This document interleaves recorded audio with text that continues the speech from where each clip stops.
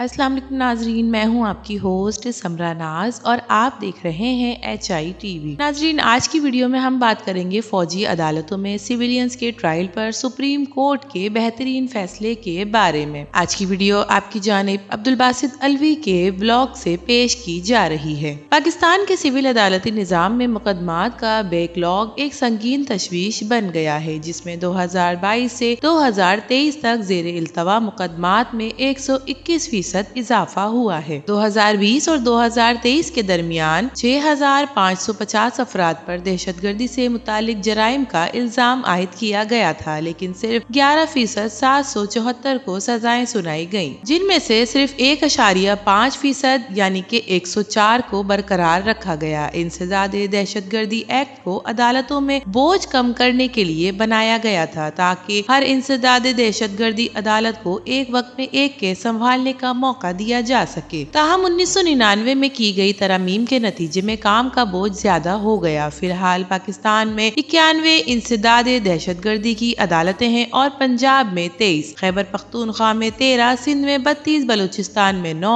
आजाद कश्मीर में 10, गिलगित बल्तिस्तान में 2, इस्लामाबाद में 2 अदालतें मौजूद हैं। नेक्टा के 2023 के जायजे से पता चलता है कि दहशतगर्दी के मामले की एक बड़ी तादाद अभी तक हल नहीं हुई। बलूचिस्तान में ज़ेर इल्तवा मुकदमात का सबसे ज्यादा यानी कि 34% तनासुब है। इसके बाद खैबर पख्तूनख्वा में 32%, सिंध में 19%, पंजाब में 8% और गिलगित बल्तिस्तान में 7% पर है। मुल्क भर में 605 मुकदमात अभी ज़ेर इल्तवा हैं, जिनमें से 48 पंजाब, 105 सिंध में, 195 खैबर पख्तूनख्वा में, 208 बलूचिस्तान में, 39 गिलगित बल्तिस्तान में है। 2020 से 2023 तक दहशतगर्दी के मुतालिक मुकदमात में 217 को सजाएं दर्ज की गयी, जिनमें से पंजाब में 152, सिंध में 33, खैबर पख्तूनख्वा में 14, बलूचिस्तान में 10, गिलगित बल्तिस्तान में 6, आजाद कश्मीर 2 में सजाएं सुनाई गयी। इसके बरक्स 278 अफराद को नाकाफी शवाहिद की वजह से बरी कर दिया गया। नाजरीन, इस अरसे के दौरान 1650 मुकदमात ज़ेरे इल्तवा रहे। 6550 अफराद के खिलाफ मुकदमात दायर किए गए। इसके नतीजे में 774 अफराद को सजाएं दी गयी और 911 को मनसूख किया गया। 465 दहशतगर्द बरी होने की अपील अभी दायर की गई है, जिसके नतीजे में 104 को सजाएं सुनाई गयी और 90 को बरी किया गया। नाजरीन, इंसदादे दहशतगर्दी की अदालती ट्रायल में ताखीर से सबसे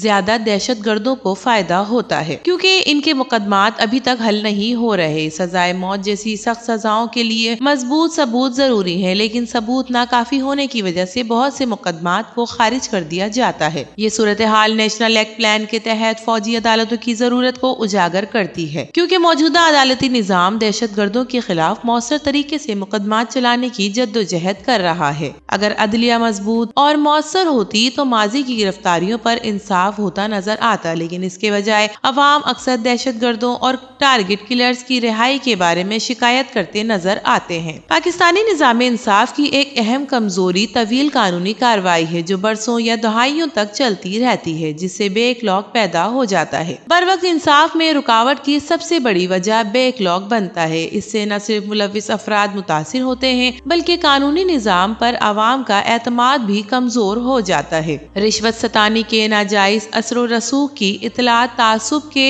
तसव्वुरात को मजीद बढ़ाती है। जिम्मेदारियों के सख्त तरीके की कमी इन तरीकों को बरकरार रखने की इजाजत देती है, जिससे इंसाफ के उसूलों को नुकसान पहुंचता है। बहुत से शहरियों को माली मसाइल की वजह से इंसाफ तक रसाई में रुकावटों का सामना करना पड़ता है, जो कानूनी इमदाद की नाकाफी खिदमात की वजह से मुनासिब नुमाइंदगी हासिल नहीं कर पाते हैं। ये सूरत हाल गैर मुतनासिब तौर पर माली वसाइल रखने वालों को ज्यादा फायदा पहुँचाती है, जिससे समाजी और माशी अदम मसावात को तकवीयत मिलती है। मजीद बारा कानून के मुतजाद इतलाक से इंसाफ के बारे में खदशात पैदा होते हैं, क्योंकि बाअसर अफराद को अक्सर तरजीही सुलूक मिलता है, जबकि पसमानदा ग्रुप को नाइंसाफी के ज्यादा मसाइल का सामना करना पड़ता है। इससे निजाम की गैर जानिबदारी पर अवाम के एतमाद को मजीद नुकसान पहुँचता है। जमहूरी मुआशरे के लिए एक मुनसिफाना और गैर जानिबदाराना अदलिया इस बात को यकीनी बनाना बहुत जरूरी होना चाहिए कि इंसाफ का इंतजाम मसावी तौर पर तासुब के बगैर हो रहा है। पाकिस्तान के अदालती निजाम को मुसलसल अहम चैलेंजों का सामना करना पड़ रहा है, जिसमें बदउनवानी, इंसाफ, जवाबदेही और कानून की हुक्मरानी بنانے پر بنیادی اقدار کے لیے ایک بڑی رکاوٹ کے طور پر کھڑی نظر آتی ہے۔ عدلیہ میں بدعنوانی کی سب سے زیادہ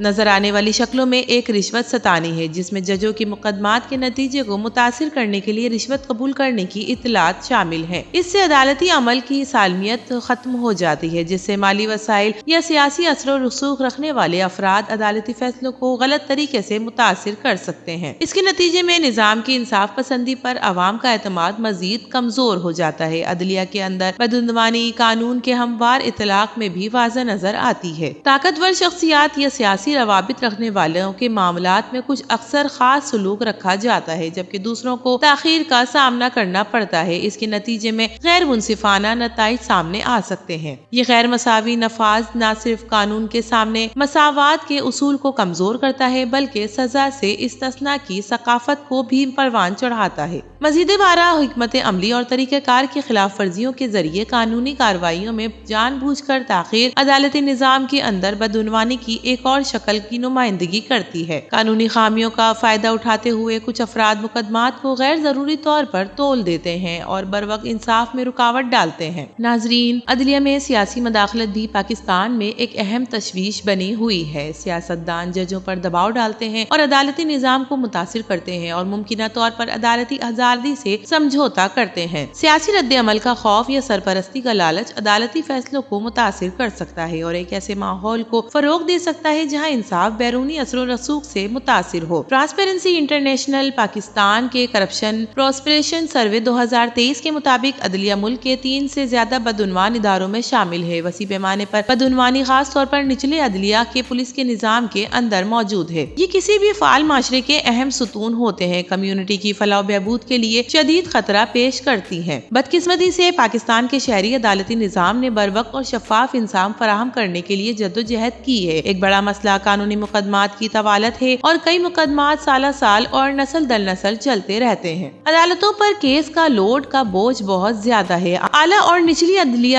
2.144 ملین مقدمات کے بیک لاگ سے دوچار ہیں۔ صرف 2021 میں 4.102 ملین کیسز حل کیے گئے، جبکہ 4.06 ملین نئے کیسز درج کیے گئے۔ اس کے نتیجے میں اگلے سال کے آغاز میں 2.16 ملین کیوز زیر التوا رہے۔ سپریم کورٹ، وفاقی شریعت کورٹ اور 5 ہائی کورٹس کے اعداد و شمار کے مطابق 2020 میں تقریباً 2,29,882 مقدمات نپٹائے۔ اسی طرح ضلع عدلیہ نے سال کے آغاز میں 17,83,826 زیر التوا مقدمات کا ساتھ کیا۔ سال بھر میں 38,72,686 کیسوں کو حل کیا گیا اور 38,22,881 نئے کیسز درج کیے گئے، جس کے نتیجے میں زیر التوا 17,54,947 ہو گئے۔ اس سے نپٹنے کے لیے 21ویں آئینی ترمیم جو 26 جنوری 2015 میں نافذ العمل ہے، اس نے بعض جرائم کو ٹرائلز کے تیز کرنے کے لیے فوجی عدالتیں قائم کی۔ ان کے قیام کے بعد فوجی عدالتوں نے تقریباً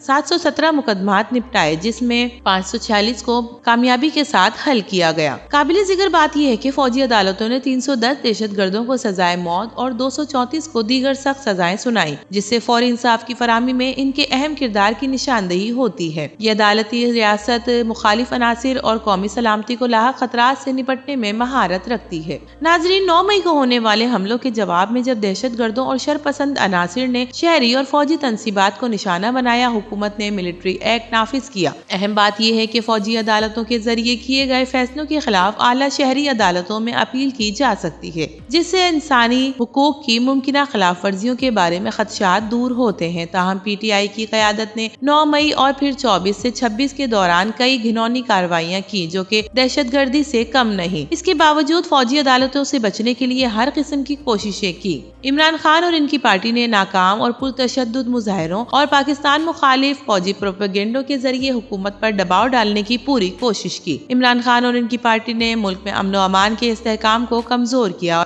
عوام بھی اس سیاست سے عاجز آ چکی ہیں جو صرف اور صرف ان کے ذاتی مفادات کے گرد گھومتی ہے۔ پی ٹی آئی اور ٹی ٹی پی جیسے فسادی اور شرپسند گروپوں نے فوجی عدالتوں کے حکم امتناع پر بھرپور جشن منایا تھا، جس کا واضح مقصد پاکستان اور اس کے سیاسی اداروں کو نشانہ بنانے اور کمزور کرنے کی گھناؤنی کوشش کو جاری رکھنے کی کھلی چھٹی ملنے پر خوشیاں منانا تھا۔ ناظرین، پاکستان کے عوام نے سپریم کورٹ کے حالیہ فیصلے پر انتہائی مسرت کا اظہار کیا ہے، جس میں فوجی عدالتوں کو سی وی सिविलियंस के ट्रायल की इजाजत दी गई है। इस फैसले का बड़े पैमाने पर खैर मकदम किया गया है, क्योंकि पाकिस्तानी अवाम फौजी अदालतों को दहशतगर्दों और इंतशारियों को जवाबदेह ठहराने के एक मौसर और मुनसिफाना जरिए के तौर पर देखते हैं। अवाम को फौजी अदालतों और पाक फौज के इंसाफ के निजाम पर भरपूर एतमाद शामिल है, जिसने एक साबित लेफ्टिनेंट जनरल की हालिया गिरफ्तारी और मुकदमे से अपनी शफाफियत को साबित किया है। लोग रियासत के लिए खतरा बनने वालों को फौरी तौर पर इबरत का निशान बनते देखने के लिए बेचैन हैं, जिनकी बेयकनी मुल्क के अमनो सुकून के लिए इंतहाई अहमियत की हामिल है। तो नाजरीन, फौजी अदालतों में सिविलियंस के ट्रायल पर सुप्रीम कोर्ट के इस फैसले के बारे में आपकी क्या राय है? अपनी कीमती राय से जरूर आगाह कीजिएगा। वीडियो पसंद आए तो इसे लाइक कीजिए, HI TV को सब्सक्राइब कीजिए। तो फिर मिलेंगे किसी और नई वीडियो के साथ, तब तक के लिए अल्लाह हाफिज।